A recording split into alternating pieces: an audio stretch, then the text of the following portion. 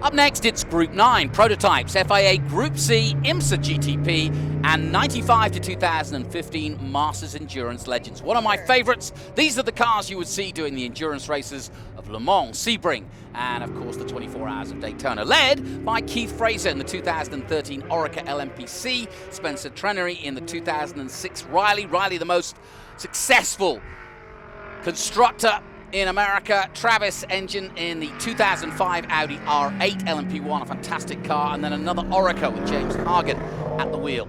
Kevin Buckler from just down the road in a Porsche 911 GT3, and then one of the top drivers here, Jonas van Overbeek in the 89 Ferrari F40. David Lockwood in another Oreca, Mark Mathis in a Porsche GT3 RS, and then at the back it's Michael Sweeney in the 97 Porsche 993 RSR, built by Gunnar Racing, fourth overall in the series of 99. Let's head for another roaring start for Group 9 here at Sonoma.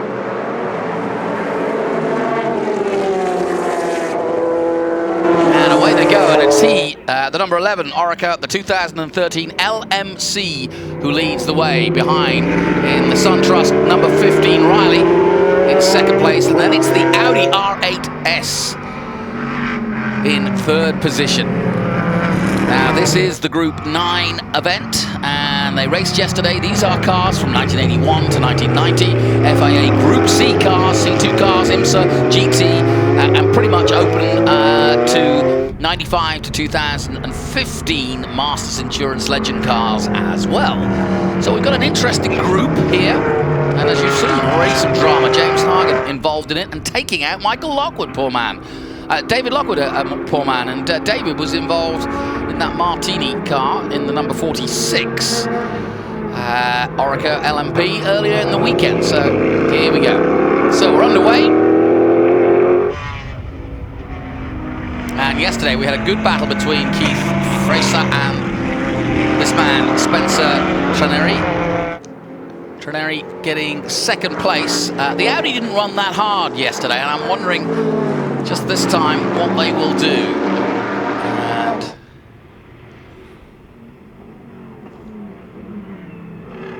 that car is absolutely the number 2 I'm talking about. And Travis Egan at the wheel is a 5-time Le Mans winner. So this was the heyday of Audi, without a doubt.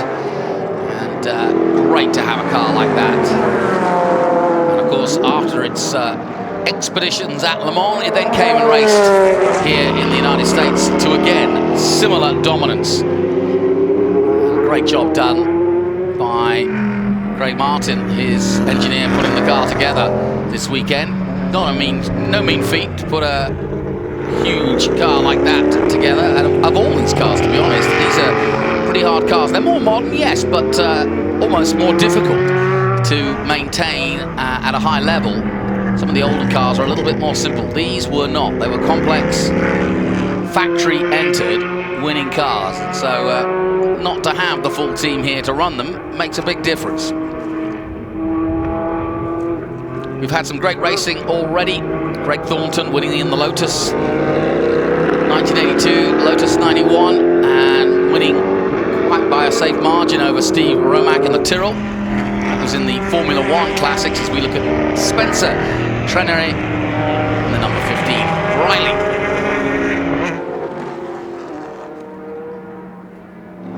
And he's definitely getting some pace out of it for sure. Daytona prototype Gen 1. And his qualifying time of 1:34.9. So we'll keep an eye on the times. They're not quite at qualifying pace just yet. But now with the sun out and a little bit more rubber down, perfect conditions to actually put in some good speed into this racetrack. And everybody that I've got feedback from driver-wise is really enjoying racing here at Sonoma. A lot of them haven't raced these cars with an historic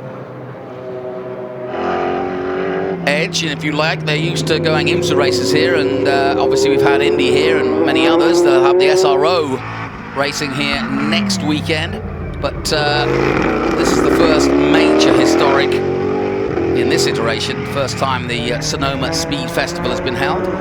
hoping to get Jeff O'Neill up here, the organizer of the event, and he put a massive 200 cars together for this event. So they've certainly voted with their feet in terms of coming here. And Keith Fraser leading the way now, and he's got some 6 seconds of a gap. CW sponsored all yellow and grey.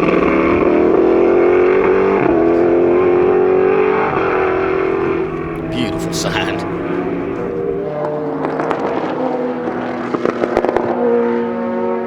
Orica LMPC, his qualifying time 1:32.3. He's not quite there yet. He's not far off though. 1:33.5 his last lap. Comes to complete this lap. The famous turn 11, last corner here, or second to last corner. Don't really count the next one because it's just a kick onto the main straight. There it is. That said, I've seen some races won and lost today here at that corner. Now let's take a look at the gap he's got over Spencer as he makes his way up the hill. Kevin Buckler, who we had in here earlier, is in 4th position in his Porsche, the Daytona winning Porsche.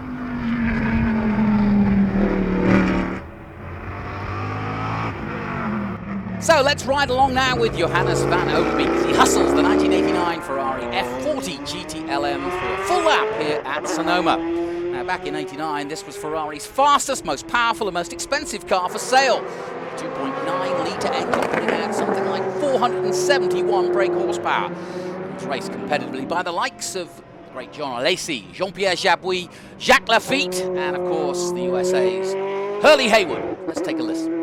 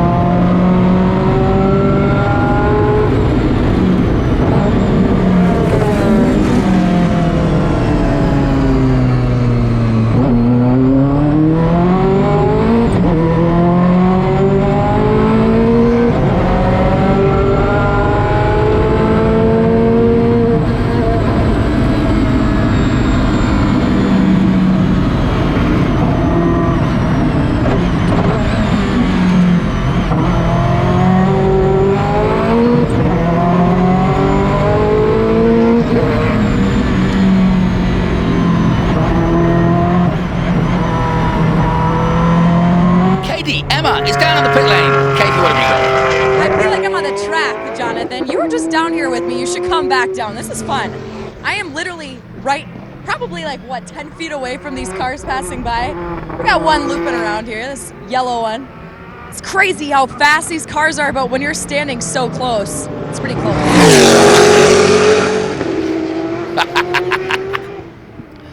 She suddenly went quiet then, didn't she? I think we frightened her. Good. I tell you what, she's getting in there. Baptism of fire, girl. Go for it. She's getting amongst it, as the Aussies would say. Good girl. She's not. Anyway, she covers hockey a lot of time at the moment, so she's not frightened of anything. Plus, she's got a family of brothers, so and I've been hearing about her brothers, and so she's frightened of nothing, as our Katie. We'll have to get her in a fast car again later in the weekend. Why not? Here we go. Good battle going on here. Now, this is the car that spun James Hagen, the Irishman.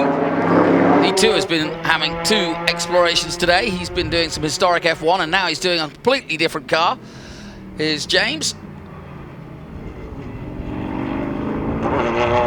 but just as powerful, I may add. Probably more so.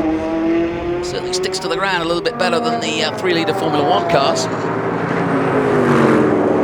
And he moves up to 5th place, having passed Jonas van Overbeek on that last lap. So he'll now go in pursuit of Mr. Buckler in his Porsche, and he is fighting that car. He's pushing it on, that's for sure.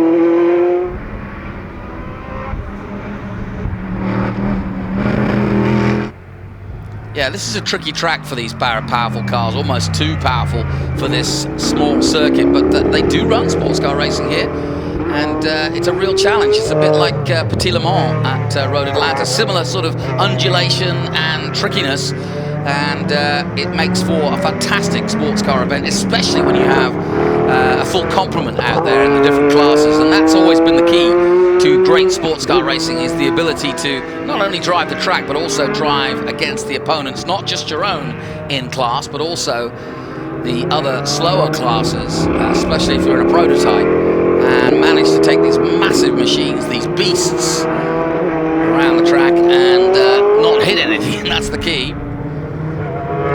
You're watching the Oreca FLM09. Actually a 2008 Oreca. Here's Mark Mathis, currently in 7th position, another one of the Porsches. This is the GT3 RS, excuse me. And as we've been saying all weekend, the GT3 RS is just the perfect sports car in many, many ways. Not the fastest necessarily in a straight line, but it doesn't matter. So nimble, so consistent and reliable. I think that's the key. If you ask Porsche when they finally hang up the 911 what was so good about it, especially in the GT iteration, it's reliability. I mean, I've watched it race on almost every track, from Malaysia to Bathurst to Macau, the streets of Macau, and of course places like the Circuit of the Americas, which are modern day Formula 1 circuit. So it's just such a versatile car. It doesn't matter where you put it, it's good. Mark Mathis enjoying his time, currently in 8th position. He lost a place to David Lockwood. And here's that battle for 2nd and 3rd place. This is Spencer Trenery in 2nd, just crossing the line. Travis Egan in the Audi just behind him, as they battle it out for 2nd and 3rd place. Keith Fraser is already 17 seconds up the road. He's in a world of his own right now. This is another car you'd see at Daytona or Sebring, if not Long Beach, to be fair. Because they hold the IMSA races at Long Beach as well. It's a busy weekend if you ever get a chance to go and see that. IndyCar and IMSA all on the same ducket. And likewise this weekend at Belle Isle, you've got IndyCar, Trans Am, and there's usually an undercard of some sort of sports car race, if not a single-seater. And through goes the Audi, or does he? And they're side by side, these two. Great racing, and the Audi just gets the wing. Oh, I'm coming through, whether you like it or not. And through he goes into 2nd place. Now, can the Riley come back at him, I wonder? They've got some traffic ahead in the form of Mark Mathis.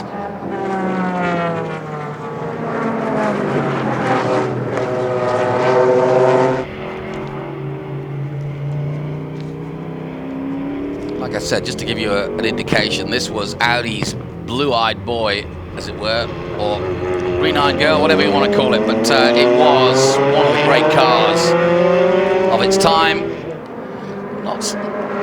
Riley wasn't too slow either. The Riley you're watching, chasing down, is a Grand Am Daytona prototype car.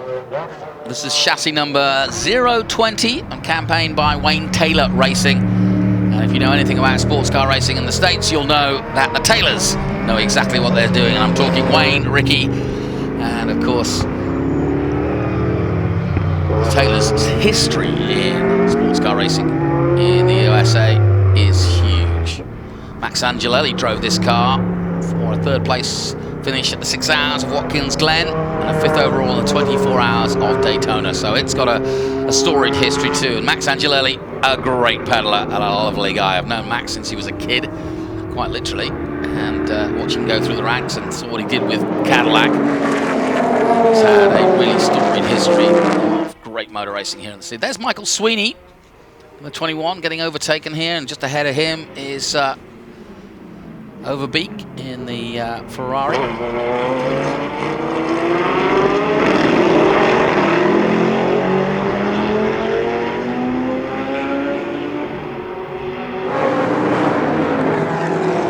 And there is Michael Sweeney in the number 21, down in 9th position, and not trying to pull up any trees, but enjoying his day out in the sun.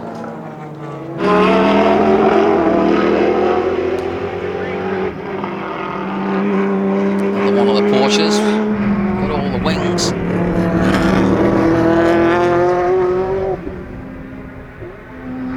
Keith Price is still out front. He's got a 21-second lead now.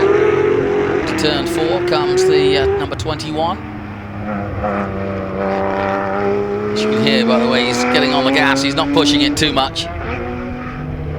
You really have a variance. You've got superhuman, great professional drivers, and some of these drivers, quite simply, just historic drivers, and that's all they do.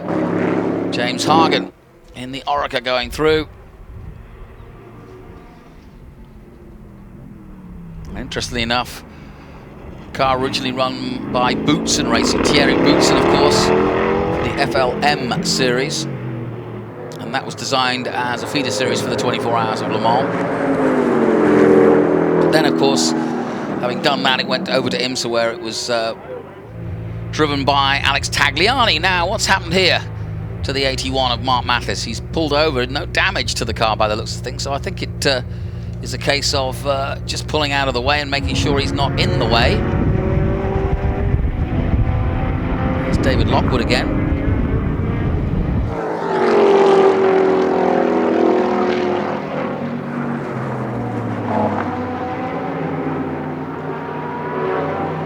Love the colours on that. The classic Martini colours that Williams have been sporting in the last couple of years at least. But not quite as much emphasis on the Martini colours these days, but it used to be, back in the day, a very prevalent race car image, this classic Martini. And the Martini family are a racing family, the makers of Martini Rosso.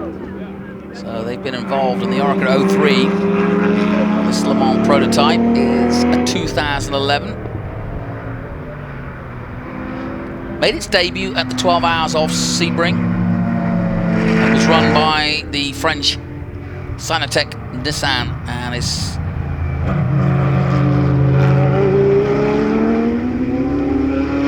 had a good history. And Sinatec, or Sinatec, whichever you prefer, always produce and run a good car with some very good drivers, so it's got a good history. 670 brake horsepower in that V8. One of 24 in the world.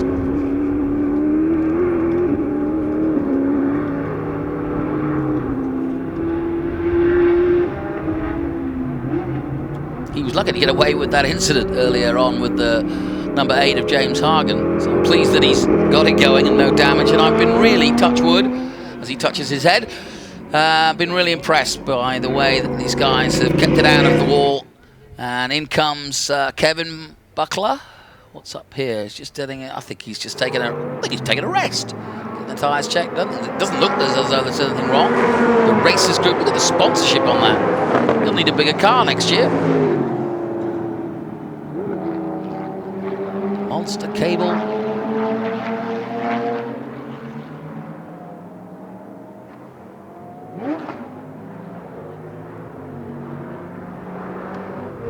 He's just doing a little bit of a systems check. And here comes the Riley again. And this is the 3rd placed Riley chasing now the 5th place Overbeek. Now that's how much racing has gone on between this class, because 3rd place is already overtaken. We've got the white flag about to come out. Here it is. And it looks as though Keith Fraser's going to win this by a country mile. Ooh, what's happened here? Because we've got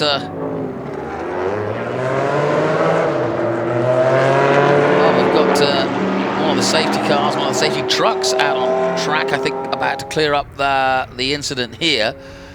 And it won't be a white flag, it'll be, maybe, we'll see. Might just end there, in fact, because they're going to take some time to clear that up. And that means that this man, Keith Fraser, will be the winner of the race. So there is the number 8 of James Hagen, back in the pits and out. Nice James Hagen hat, but with the James Hunt look. Oh, we're doing a driver change. Lovely. Let's go down to Katie. What's going on, Katie? Yeah, as you see, James Hagen switching out here. The new driver is Chris Atkinson for car 08. This Oreca, this Lamont prototype, Jonathan. It's going to be the typical mandatory 1-minute pit stop here, as we've seen things happen, but Atkinson eager to get in that driver's seat and take over for James Hagen. Now, Katie, if you can still hear me, see if you can get Hagen to take his helmet off and tell you what he's been doing. He's probably exhausted, but he'd love to see you, I'm sure. Okay, well, Atkinson's just making sure his shoulder strapped in there and is going to be securely in the car. But yeah, a little driver change, as is sports cars won't. And that's the way they do it. A little bit quicker than that in the real thing. But doesn't matter. There's usually more people involved as well. But I know that Mr. Hagen... Ooh, did he stall it? No, he's all right. He's okay. See if you can get him to have a word with you. And now they're trying to get out as quickly as possible. So everybody, I think, is doing... there we go.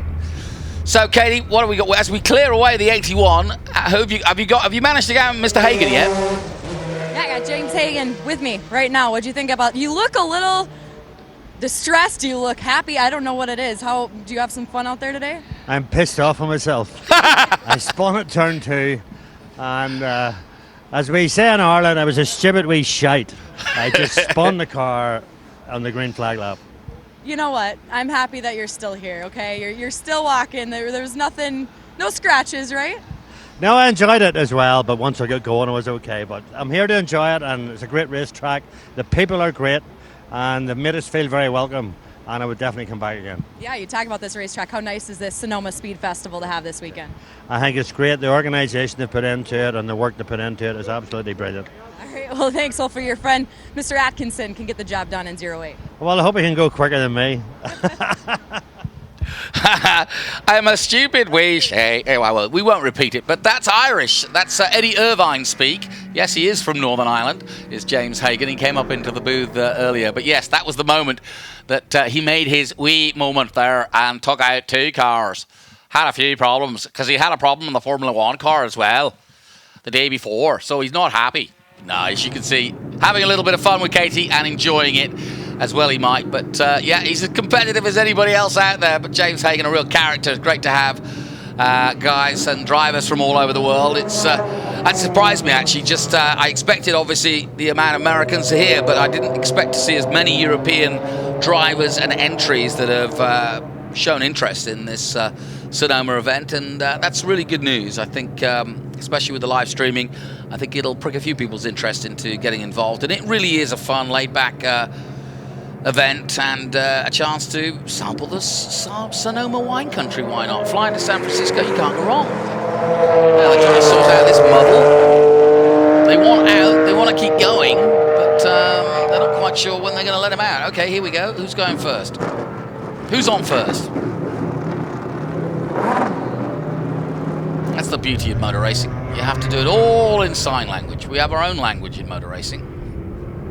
After you, sir. No, after you. Right, we're trying to get them out in race order. That's the point, and the marshals are doing a very good job. The Riley just getting a little squirrely, but out they go. And following out is the Audi. Then comes the Oreca, and once again, Keith Fraser. I don't know if he's done a driver swap or not, but I suspect not. But we'll soon see. It doesn't matter. We're enjoying the cars, and as you heard from James Hagen there, a lot of fun at the Sonoma circuit. What a challenge, though. I think that's been the surprise to the drivers that haven't driven here before, is just how technical and tough this track is, physically.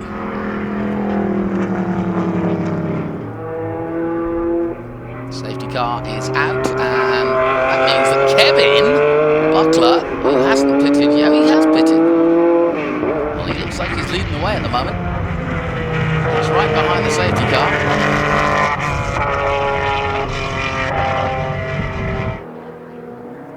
And the other cars will be catching up fairly soon. Just keep an eye on the crest of the hill there, and there they come. So 10 entries in our Group 9. And they're all just settling in behind the pace car, led by the number 66.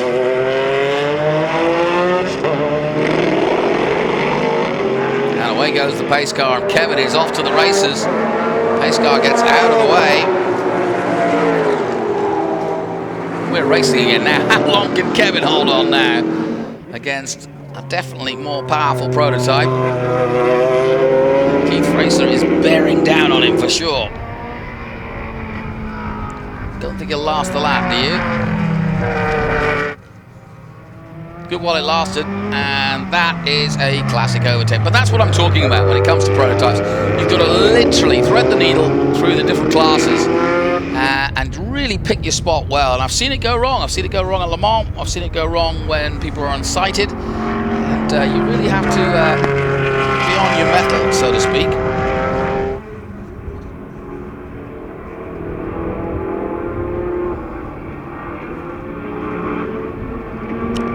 And the leading car now, the 2013 Oracle that you're looking at, the FLM09, sorry, still slightly distracted by this battle as the Audi comes high and wide on the outside. Now he'll pull in, and that's a good overtake. Nicely done, classic. But going back to the leader, that is a Dempsey Racing 2012 RSR Racing from, and it raced in the American Le Mans Series between 2013 and 2015. So it too has a good history.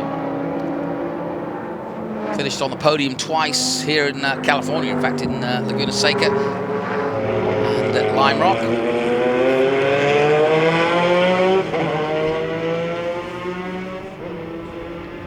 And back with the Audi. If you take a closer look at that Audi, everybody's driven it, and I say everybody, but some really, really good pedalers from JJ Leto, Alan McNish, of course, synonymous with Audi's success in the last decade, or last 2 decades, I should say. McNish now running his own Formula E team, but he was a huge part of the development of this car. And if you look on the side, you'll see the wins: 5 Le Mans wins, 2 ALMS wins, championships I'm talking about, and yeah, a very, very special car and a unique part of history. When Audi stepped up to make this car, it was radical when it first came out. It became more and more radical as the years went on because they moved to diesel and eventually to a hybrid combination, and they just kept on winning wherever they went, especially at Le Mans.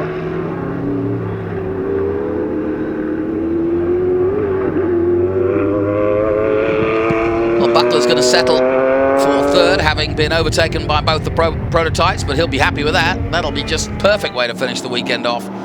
Riley up to second now with Spencer Trenier at the wheel in the SunTrust number 15. Just like the shape of the Daytona prototype, it just looks as though it would be a comfortable drive, and I don't mean easy, I just mean that it looks like the shape of the car, the way they've designed it, just makes it look as though it's almost a mini 917. Modern terms, I love it.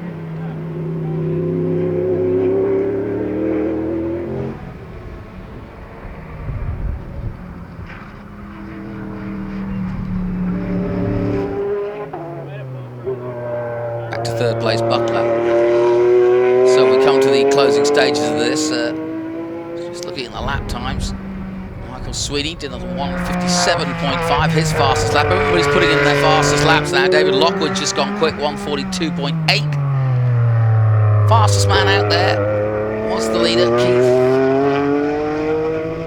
Overtakes with a 1:33.522. Let's have a look at Kevin Buckler. What's his time? 1:41.8. That's not too shabby either in that particular car. This is his home track, of course.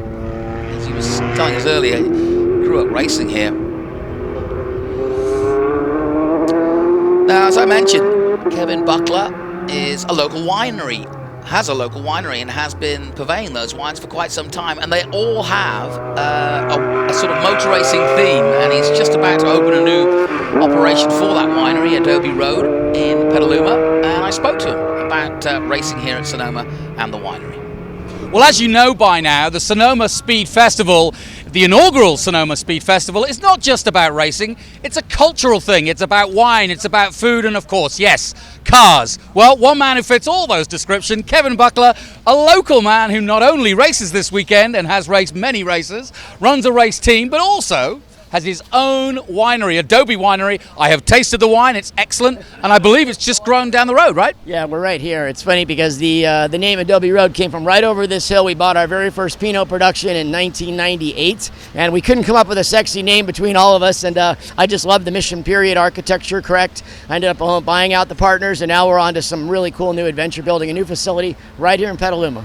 And I love the fact that you've kind of got your display out. We're in the middle of the pit lane here. I love it. Well, you know, look, it's cars, it's wine, it's food, it's fun, it's camaraderie. I mean, it's a great blend of all these lifestyles. We've seen it coming for 15 or 20 years. We've always made a lot of our corporate hospitality and event stuff around our racing, but you know, no one really called it anything back then. It is just awesome lifestyle now. You know, everyone just loves it. And I'm happy to contribute a couple smiles tonight for some people. Well, listen, quickly mention the car because I want to talk about the wine next. What are you driving? So we were asked to bring out, and we did, the event, by the way, Jeff and the group and everybody, it's more than I expected. And so we want to make this an annual pilgrimage, and I will try to help them promote any way I can. Congratulations, Sonoma Speed Festival. We have the original 2003 Daytona winner, the Porsche GT3 RS from 2003, but it also was the Giant Slayer. It was the one that won the race overall. And I was the lead. I had 3 great co-drivers, and we have the actual car here, and we drove it today. And I'm still getting back to that heel and toe, going up the hill a little bit, but it was fun. Everything worked great, and it's just a great group of guys and gals, and really happy to actually. I'm busy, and I'm like, do I really want to? And then I got in the car, and I'm like, yeah, I did. Well, tell me about the wine, because you've got a theme that also goes with the racing, with red line and shift and so on. Absolutely. So, you know, we started Adobe Road, small boutique producer. We do 14 different wines, only a few hundred cases. I thought there's a concept here where we could take maybe a brand around motorsports, as long as for us, number one, wine, high quality.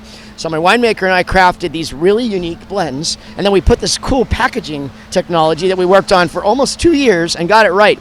The red line is a little silkscreen label, but now the new one that comes, because we're almost out, the new one that comes when you tip it, it's got a little red line that moves on the bottle. The Apex is our premier Cabernet. That looks like Turn 4 at Laguna Seca. The metal label technology, it's a Cabernet blend, Petite Syrah. The shift is amazing because it's got the gated shifter. Looks like an old Ferrari gated shifter on it, done really well. And then it's got the cool little 5-speed pop tops that are on there that are just kind of souvenirs, but they're real. They're nice, they're heavy, and you know, the wine got a 93 plus from Parker in the rating, so it's a good wine. And then that's a blend of Grenache Syrah Barbera. And then the last one is called the 24. Great bottle, nice little replica Rolex on the front there from the struggles and the trials and tribulations of running endurance racing, and how fortunately we've had some great success and met some great people along the way. Kevin, I've been watching you race Aston Martins and running a team and obviously doing the winery. This is a dream come true for you on your own doorstep, wine and racing. What do they say? You know, the harder I work, the luckier I get. No, it's 20 years to be an overnight sensation, or whatever other joke you want to make. Really happy about it. We love what we're doing. Love coming out here and seeing this event as it is and being part of it. But also, I like being on the front edge of the wave a little bit. You know, car culture has really come to pass these last 10 years. You know, you see cars and coffees all over the United States that first Sunday of the month, and you know, wine, food, lifestyle, and then we're getting to blend those all together and have a little fun. Dialing in the strategy. We're doing launch events around the country, and again, meeting some great people and selling some wine and building the brand. I want to show you one other thing. Okay. We're about to start construction on my dream. 4 years of hard work, and next month we break ground on a brand new facility. We raised the money, and right in finishing off our investment raise right now, building a 16,000 square foot entertainment complex. I don't call it a winery anymore. Right on downtown Petaluma on the riverfront. And I got the plan sitting right here. And it's just going to be amazing. We're really excited. We have the big tasting room doors go right out onto the waterfront with the fire pits and the pizza oven, big pizza oven kitchen station, big banquet facility, VIP area, and right in the middle of this big building underneath the tower, there's a big area for a motorsports museum, and we had to have some fun with it. So we're putting simulators, so you can kind of mix from the banquet room with your glass of Chardonnay. But then you look up, and there's a 31-degree banking of Daytona with 2 cars on it. So why not? Let's have some fun. Kevin Buckler, I tell you what, you're living the dream, quite literally. Enjoy your race weekend. I'll take one of these for sure. Enjoy what you're doing and go fast, and we'll celebrate with you with some Adobe wine. Thanks to you, and thanks to everybody for being here and supporting the program. Thank you. Thanks, guys. There you go, Kevin, and right on cue, just as I asked him to, that wasn't a mistake you saw at turn 7. That was actually a pirouette. That is officially a racing term for a pirouette. And nicely done there by Kevin. Just on cue in the middle of his interview. I think he got a little wide there on the outside of the car in front. But a beautifully constructed pirouette. No harm, no foul. And a great character. So we look forward to going up to Petaluma and sampling some pizza and wine. Not this year, it's not built yet, but he reckons it's only going to be a year. Now, I mentioned the Audi, and I've now looked up just how many wins. 80 races, winning 63 of them, including those 5 victories at Le Mans for that Audi R8. And the reason why all the drivers are on the side of the car is that they decided for the last race that it won, and the last race it took place in was an ALMS race, and it won at Lime Rock in July 2006. So for that weekend, this Audi you're looking at actually had displayed all the names of the Audi drivers that had taken part in making it such a successful car. So a brilliant record of 63 wins in 80 races, including 5 wins at Le Mans. Just finishing Le Mans is a feat in itself, but to win 5 times, absolutely incredible. This will be the final lap. Keith Racer still out there, and he's got an 11-second lead now since we had the changeover, or the pit stop, if you will, the mandatory pit stop for these sports cars, just to show you how they would go about racing them. Some of them have changed drivers, but I think most of them just stayed where they were and just decided to enjoy the whole thing. And it's going to be the Audi of the Audi I was just talking about, of Travis Engen at the wheel, who's going to take 2nd place, and Spencer Trenet in the number 15 Riley will be 3rd. So we'll follow home the number 11.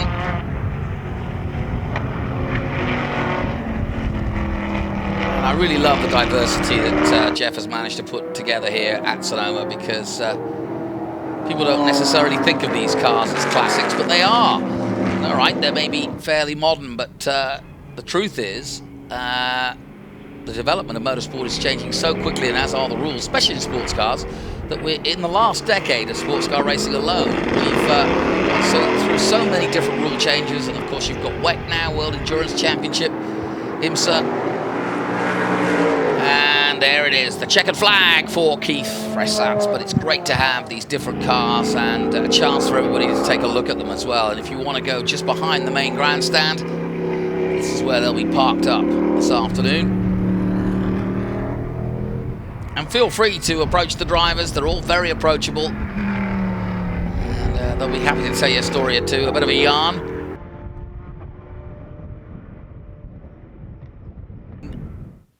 That, and highlights of that group. Plenty of action, but pretty much a one-way battle at the front. 66, getting some good running time before his pirouette, and the Audi going high and wide, and the Riley come alongside, and look how close they get here. This is about as close as you want in historic racing. Whoop! Okay, you got it. And then we did have a retirement, and that slowed things down a little bit, and we went back to green, and we still had some good racing to come. The Audi again choosing that outside line, but then jumping back in and holding the line. Nicely done. And as I said, that was not a mistake by Kevin Buckler. That was a pirouette, just for our show. And there's the checkered flag.